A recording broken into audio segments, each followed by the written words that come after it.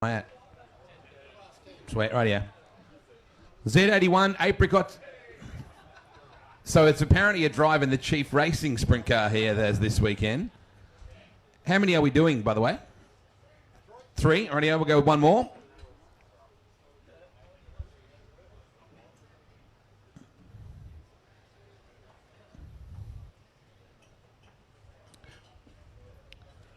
Got a shirt. Very cool. Congratulations, you just won a Chief Racing shirt, apparently. It's all right, good stuff. Let's go to Lisa Walker, because I know that Lisa's got to work on her race car and Cole's just got to go and polish the bus, so he's not quite as committed. Please welcome Lisa Walker, everyone. Howdy. Hey.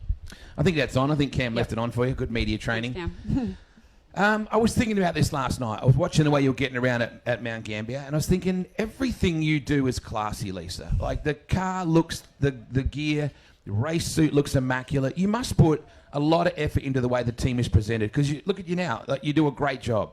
Yeah, I mean, we have to.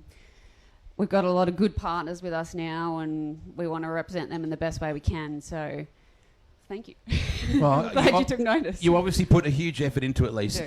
When I very first met you, I was talking to Cam before. I very first met you, you're this little pigtail, blonde-haired chick that was kicking everybody's ass in 8K dirt karts, at Strath in particular, the Gold Cup, the 100cc Gold Cup.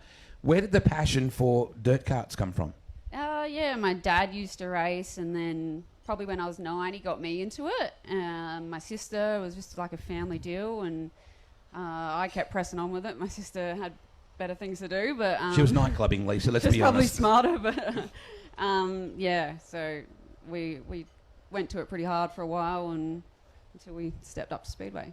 Now, 8K dirt kart racing is very even in its competition. Like, it's not so much about the equipment. I mean, yeah, there's good manufacturers and stuff, but there's a lot of very fast lady kart racers in the game, isn't there? Like a predominance of them. There is now, yeah. It's awesome seeing all the girls coming through. When I was younger, there wasn't many at all. So to see them coming through now, and a lot of my sponsors' kids are racing, and they got a couple of really fast girls. So, yeah, I love it. So you went from dirt karts into Formula 500s. Was there a logical path that you were trying to follow? To be honest, I didn't really have any Speedway background, no family in Speedway or anything. So it's always something I wanted to do, but it was probably too big of a jump for me. We didn't really know what we were doing, and I was lucky enough to get a drive in a Formula 500.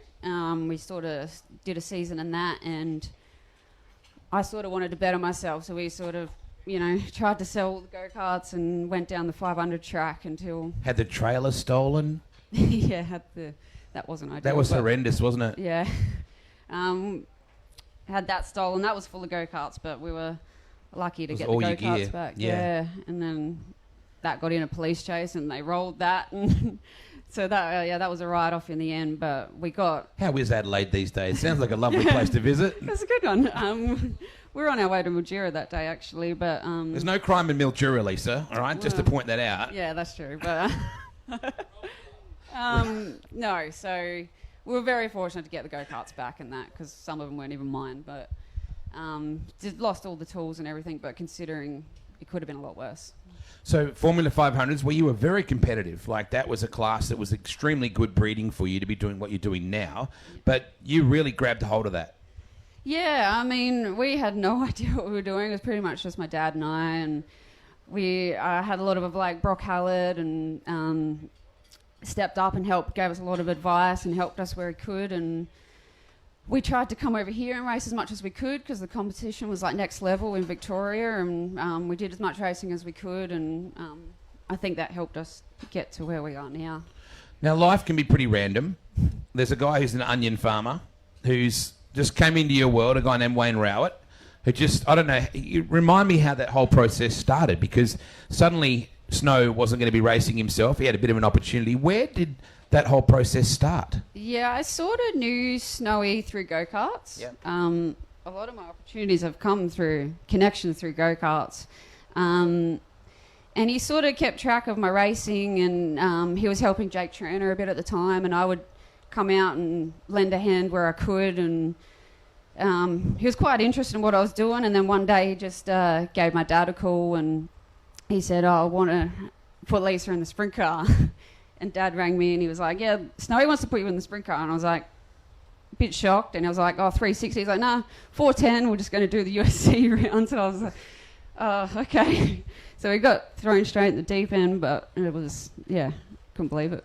And that's really evolved. I mean, you started off where you were basically almost like a helmet bag kind of situation to the point where you now have your own team and do your own thing. Sort of, yeah. It was a lot of work, but it was really worth it. Like, Snowy's based in Bordertown. I was in Adelaide. Travel to Bordertown every Friday night and load the car, and then even if we were racing at Murray Bridge or here, we'd go back to Bordertown, spend all day getting the car ready on Sunday. And so what distance is that for people outside SA? It's about 3.5 hours from Adelaide, so... And then just do it all the next weekend, but it was worth it. So, and then eventually I was able to... He helped me set myself up.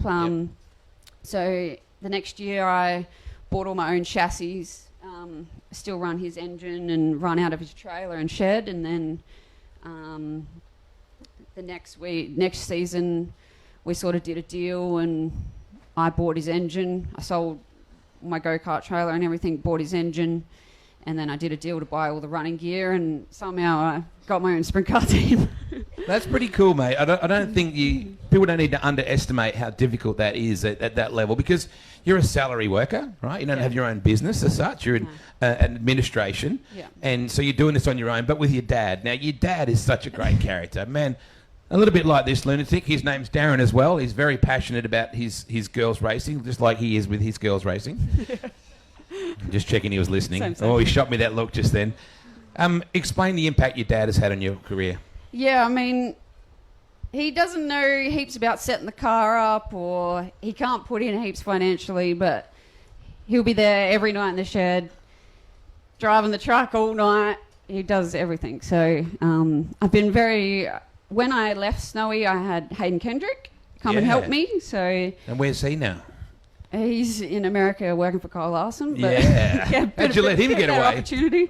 But he come up. He had faith in me, and so he'd come up and down the road with us. And once he left, I was fortunate enough. My brother-in-law, Tregan Gates, he was racing 360s and was having a couple of years off, so he hasn't really had a break. He's just been helping me. So the key in all this, Lisa, is you've had people that believe in you.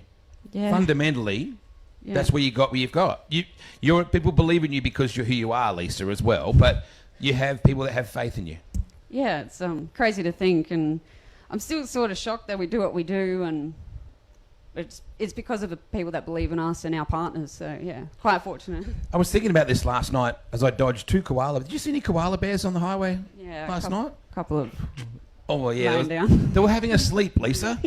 I was thinking, how do you measure success? If you were to stop this tomorrow, and don't, how would you measure where you got to so far? Does it have to be an A-main win to go, I conquered that mountain, or has it been racing at an elite level now for the last few years?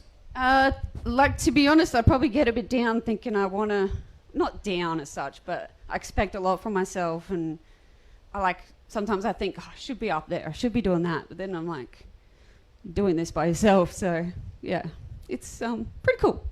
You've achieved a lot in consistency, Lise, right? Like, every time you roll out there, I rate you as a chance in any event that you roll into. I know you're hard on yourself. Stay away from tractor tyres. Well, you got to stay off the tractor tyres, and they're out there and they're painted in nice, pretty colours this weekend, Lisa. Stay away from them. So, will you have to get an A-main win in your career to be satisfied? That would be very satisfying, but I think we're on the right track. We're definitely moving forward, and podiums would be good, but when you see who you're racing against, like SA, we don't have heaps of cars, but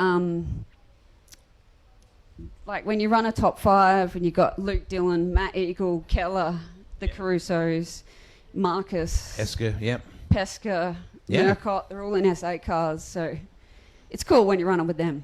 week in, week out. You're a bona fide racer, Lise. There's no doubt about you. Not a novelty. You're a gasser like anybody out there, and you're massively promotable. I'm really proud of watching, your evolution over the last few years. And I was sitting back last night thinking, you just do everything right. I'm really proud of you, Lise. You're a wonderful asset to our sport. Would you please thank Lisa Walker, everybody? Thank you.